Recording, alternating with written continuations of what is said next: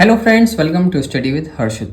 Complete revision in detail 2024-25 session environmental studies. Friends ये unit 2 है। आज की इस वीडियो में हम डिटेल में कंप्लीट रिविजन करेंगे यूनिट 2 का। अगर आपने अभी तक यूनिट 1 नहीं देखी है तो एक बार आप जरूर देखें, इसके बाद यूनिट 2 पर आए। यूनिट 2 है हमारा, इसमें फर्स्ट टॉपिक है renewable and non renewable resources. Renewable और नॉन रिन्यूएबल रिसोर्सेज क्या क्या होती हैं। Natural resources are material found in nature that are essential for human survival and development। ये जो है ह्यूमन के सर्वाइवर जिंदा रहने के लिए और उसके डेवलपमेंट के लिए बहुत ज़रूरी होती हैं। रिन्यूएबल रिसोर्सेज होती हैं that can be replaced naturally over time, जैसे कि solar energy, wind energy, water, forest and wild life. Renewable resource हमारी होती हैं सोलर एनर्जी होना, विंड एनर्जी, वाटर, फॉरेस्ट और वाइल्ड लाइफ। अब ये हैं जो कि ख़त्म नहीं होने वाली है। नॉन रिन्यूएबल रिसोर्स होती हैं resources that exist in fixed quantities, जो फिक्स क्वांटिटी में अवेलेबल होती हैं, जैसे कि फॉसिल फ्यूल है, कोल, ऑयल, नेचुरल गैस, मिनरल और मेटल। ये जो है एक फिक्स क्वांटिटी में अवेलेबल हैं, इसलिए ये आती हैं कैटेगरी में नॉन रिन्यूएबल रिसोर्सेज में। अब हम जानते हैं नेचुरल रिसोर्स और एसोसिएटेड प्रॉब्लम्स क्या क्या हैं। सबसे पहले हम जानते हैं फॉरेस्ट रिसोर्सेज के बारे में। Use and over exploration. Forest provide करते हैं timber, fuel wood, medicine plant और ऑक्सीजन। जो हमारे फॉरेस्ट होते हैं प्रोवाइड कराते हैं मेडिसिन प्लांट जो दवा के लिए यूज होते हैं, फ्यूल वुड, टिम्बर और ऑक्सीजन। तो ये जो है इनका यूज होता है इस जगह। एक्सेसिव लॉगिंग लीड करती है हैबिटेट डिस्ट्रक्शन और लॉस ऑफ बायोडाइवर्सिटी। ज़्यादा फॉरेस्ट रिसोर्स का यूज करना, उनको कट करना, इसकी वजह से जो है हमारा जो है लॉस हो जाता है बायोडाइवर्सिटी का। डिफॉरेस्टेशन, क्लियर करना फॉरेस्ट को एग्रीकल्चर के लिए, अर्बनाइजेशन के लिए और इंडस्ट्री यूज के लिए। ये रिड्यूस कर देता है कार्बन एब्जॉर्प्शन। जो कार्बन होता है, फॉरेस्ट जो है कार्बन को एब्जॉर्ब करते हैं। अगर फॉरेस्ट कम हो जाएंगे तो कार्बन एब्जॉर्ब होना कम हो जाएगा और कार्बन डाइऑक्साइड बढ़ जाएगी, ऑक्सीजन कम हो जाएगी, जो कि हमारा जो है पेड़ जो है कंट्रीब्यूट करते हैं क्लाइमेट चेंज से हमें बचने में। मेजर कॉज क्या है? Timber extraction for furniture and paper industries. Mining activities जो है डिस्ट्रॉय कर देती हैं फॉरेस्ट की लैंड को। कंस्ट्रक्शन होना लार्ज डैम का, ये जो है डिप्लेसिंग कर देते हैं टिम्बर कम्युनिटी, अफेक्टिंग इकोसिस्टम पे भी इफेक्ट पड़ता है। ये जो बड़े बड़े डैम वगैरह बनते हैं इस वजह से। अब इसका इफेक्ट क्या होता है ट्राइबल पीपल्स पे, इससे लॉस हो जाता है ट्रेडिशनल लैंड का, कल्चर हेरिटेज का। साथ ही साथ डिस्ट्रप्शन होता है of livelihood that depend on forest resource. साथ ही साथ इंक्रीज करता है displacement due to commercial project.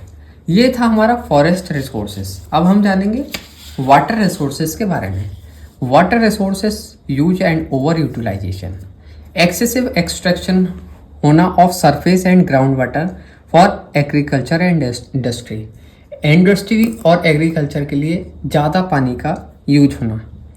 Decline in ground water level due to over use.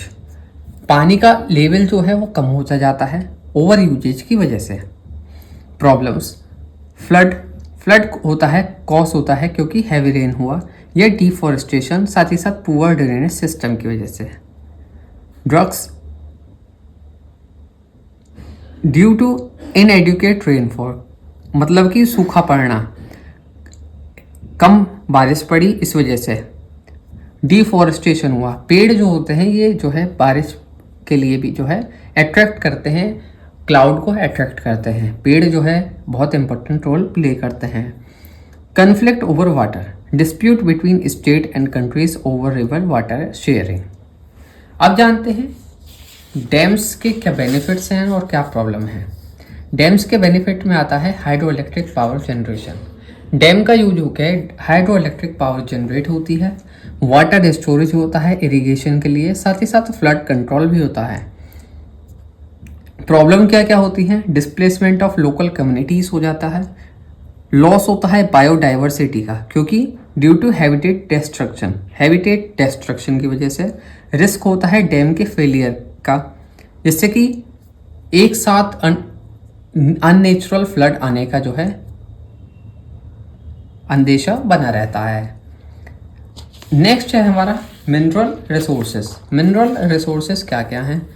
Use and exploration, essential होती हैं कंस्ट्रक्शन, मैन्युफैक्चरिंग और एनर्जी प्रोडक्शन के लिए। ओवर माइनिंग जो है ये लीड करती है डेप्लीशन और नॉन रिलेवेंट रिसोर्सेज को।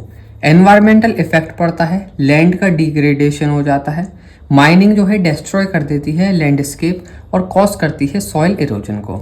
साथ ही साथ वाटर पॉल्यूशन जो है कैसे होता है? टॉक्सिक वेस्ट जो होते हैं ये रिवर में जाते हैं या ग्राउंड में जाते हैं, तो वो उस पानी को खराब कर देते हैं। एयर पोल्यूशन, एयर पोल्यूशन जो है इसमें आता है डस्ट और emission from mining activities harm air qualities. Air quality को जो है माइनिंग एक्टिविटीज जो हैं ये सभी जो है खराब करती हैं। जैसे कि यूरेनियम की माइनिंग होती है, इससे जो है हेल्थ इशू होते हैं लोकल कम्युनिटीज़ में।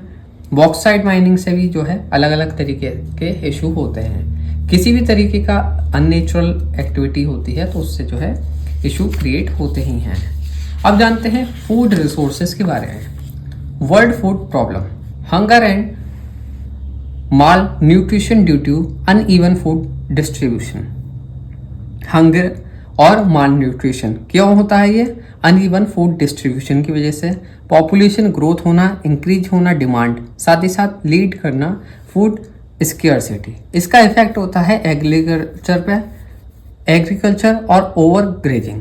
सॉइल इरोजन होना, रिमूव होना टॉप सॉइल का, क्यों? Due to intensive farming and grazing. ज़्यादा फार्मिंग होने से जो है जो सॉइल की अपर लेयर होती है वो खराब हो जाती है। Land degradation turning fertile land into desert. जो लैंड का डिग्रेडेशन होता है इसकी वजह से जो है जो हमारी फर्टाइल लैंड होती है, उपजाऊ जमीन होती है, वो हमारी डेजर्ट हो जाती है, बंजर हो जाती है। Effect of modern agriculture, effect क्या है मॉडर्न एग्रीकल्चर का? फर्टिलाइजर और पेस्टिसाइड जो हैं इनसे प्रॉब्लम होती है। एक्सेसिव यूज होना कंटेमिनेट्स का, ये जो है पेस्टिसाइड का जो ज़्यादा यूज की वजह से जो है हमारी जो सॉइल है वो ख़राब हो जाती है और पानी भी ख़राब होता है। ये लीड करते हैं to the death of beneficial organism. जो हमारे अच्छे बैक्टीरिया होते हैं वो भी मर जाते हैं इनकी वजह से। Water logging and salinity, over irrigation की वजह से रिजल्ट होता है स्टेनेंट वाटर और सॉइल इनफर्टाइलिटी। सॉइल जो है इनफर्टाइल हो जाती है और स्टेगनेंट वाटर होता है। तो ये होता है हमारे फूड रिसोर्सेज के बारे में हमने जाना। अब हम जानते हैं एनर्जी रिसोर्सेज क्या क्या हैं, इनके बारे में हम शेयर करते हैं आपके साथ में। एनर्जी रिसोर्सेज में आता है ग्रोइंग एनर्जी नीड्स। हमारी जो एनर्जी नीड्स हैं वो दिन पे दिन बढ़ती जा रही हैं। राइस, क्योंकि पॉपुलेशन बढ़ रही है इस वजह से, इंडस्ट्रियलाइजेशन भी बढ़ा है, इससे इंक्रीज हुई एनर्जी की डिमांड। रिन्यूएबल और नॉन रिन्यूएबल एनर्जी सोर्सेज हैं, जैसे कि रिन्यूएबल सोर्स में आता है हमारा सोलर, विंड, हाइड्रो, बायोमास और जियोथर्मल एनर्जी। ये हमारी रिन्यूएबल रिसोर्स हैं।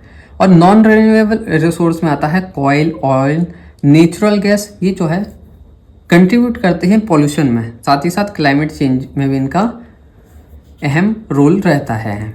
Use of alternative energy sources, use करना अल्टरनेटिव एनर्जी सोर्सेज का, जैसे कि सोलर पावर का, विंड फार्म का और बायोफ्यूल का। ये जो है हेल्प करता है रिड्यूस करने में डिपेंडेंसी फॉसल फ्यूल पे। जो हम डिपेंड हैं फॉसल फ्यूल पे, इनकी जगह हम इन पे शिफ्ट हो सकते हैं, जैसे कि इलेक्ट्रिक व्हीकल्स वगैरह आएँ इस तरीके से।